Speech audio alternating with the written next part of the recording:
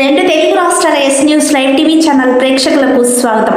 ప్రస్తుత కలియుగంలో మానవత్వం, దయ, దాతృత్వం, ప్రేమ, ఆప్యాయత, అభిమానం, దానగుణం, చేయూత మరియు సహాయం చేసే మనుషులు కనిపించడం చాలా అరుదుగా ఉన్న సంగతి తెలిసిందే.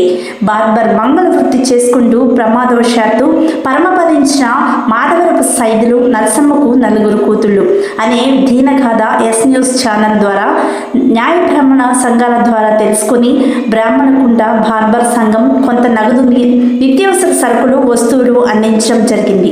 అదేవిధంగా వేమిరెడ్డి నర్సిరెడ్డి, వీరికి ట్రాక్టర్ రెడ్డి అని కూడా ఉంటారు. వీరు ఆ యొక్క ఆడపిల్లలు చిన్నారులకు దీనహీన స్థితిని గమనించి 25 కిలోల బియ్యం అందించి ఔదార్యం చాటుకున్నారు.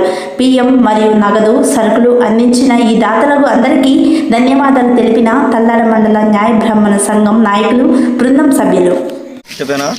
మా బ్రహ్మాళకుంట న్యాయ బ్రాహ్మణ సంఘం తరపున వీళ్ళ చిన్నారుల సాయం కొరకు ఈ డబ్బులు వసూలు చేయటం మా తల్లాడ న్యాయ బ్రాహ్మణ సంఘం తరపున తీసుకొచ్చి వేయటం జరిగింది.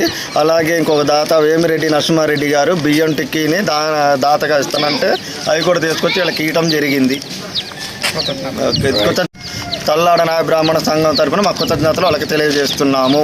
అది ఆ చిన్నారులకు కూడా ఇంకెవరన్నా దాతలు సాయం చేయదలుచుకుంటే వాళ్ళు కూడా ముందుకు వచ్చి వాళ్ళ వంతుగా వాళ్ళు ఇవ్వాలని మా సంఘం తరఫున కోరుకుంటున్నాము. న్యాయ బ్రాహ్మణ సేవా సంఘం తరఫున వాళ్ళకు తోచిన సాయం ఈ కుటుంబానికి, సైదుల కుటుంబానికి అందజేయడం జరిగింది.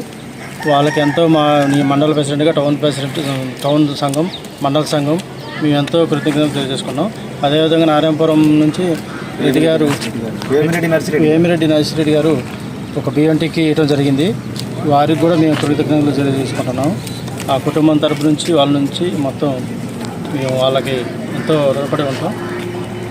ఇంకా ఎవరైనా చేయదలుచుకున్న దాతలు ఉంటే ఆ స్క్రీన్ మీద ఉన్న నెంబర్కి వాళ్ళకి సహకారం చేయవలసిందిగా మనం చేసుకుంటున్నాం.